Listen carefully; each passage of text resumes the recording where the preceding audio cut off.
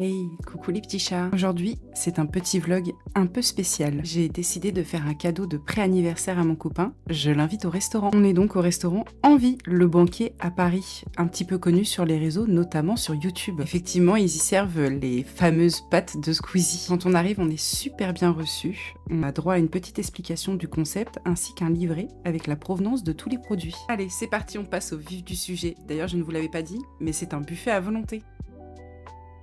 Côté entrée froide, on a vraiment beaucoup de choix. Plein de sortes de pâtés, des charcuteries à gogo, des pickles faits le jour même. Et pour les adeptes de saucissons, alors là, vous avez vraiment beaucoup de choix. Par contre, côté poisson, il y a beaucoup moins de choix. De la truite, ça c'est sûr, des fruits de mer, mais ça s'arrête là. Mais alors, côté fromage, il y en a pour tous les goûts. Plein de fromages de toutes sortes, j'avais envie de tout goûter. Moi qui adore ça en plus, croyez-moi bien que je me suis fait un gros plaisir. Je vous présente ma première assiette. Alors, on dirait comme ça que c'est un peu le bazar, mais je vous jure que tout a du sens. Il y a du poisson, de la charcuterie et en plein milieu, un bel œuf maillot. Pendant ce temps-là, nos cocktails sont arrivés. Pour moi, c'était une petite citronnade faite maison, excellente.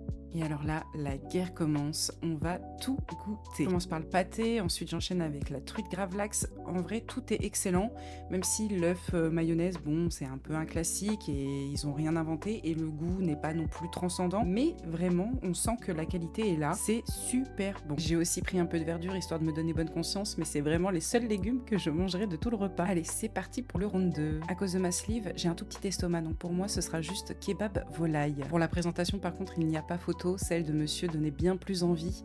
Il avait pris un risotto et aussi un poisson avec une petite purée de carottes. Ça avait l'air délicieux et pour avoir goûté, ça l'était effectivement. Moi, c'était un petit peu sec la volaille, je trouve. Petite interlude de pause pipi avec un plafond somme toute assez original. Voilà, on se sent vraiment bien accueilli. J'enchaîne avec le round 3, c'est-à-dire le fromage. Arrive pour moi le mastodonte du repas, les desserts. De la mousse au chocolat, du tiramisu aux agrumes, du riz au lait façon crème brûlée, des cannelés ou encore des babas au rhum. Il y a tellement de choix. En face, on a des cookies, des cakes au chocolat, de la pâte à tartiner, du caramel beurre salé, de la confiture. Enfin bref, la liste n'en finit pas. Et tout est fait maison bien sûr. Gourmande que je suis, mon assiette est tout chocolat. Mousse, cookies, pâte à tartiner, caramel et confiture de lait. Alors perso, petit bémol sur la pâte à tartiner et la confiture de lait que j'ai trouvé assez bof.